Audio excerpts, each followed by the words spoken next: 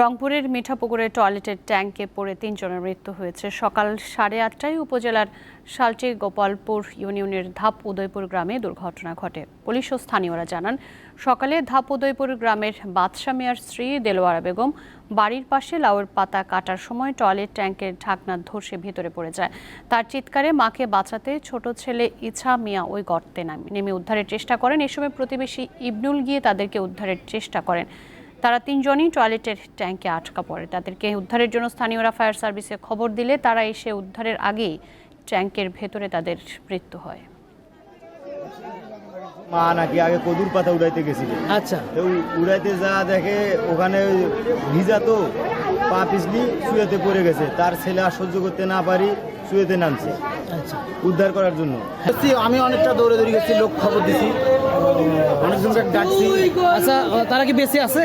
না, একবারে মারা গেছে 3 জন।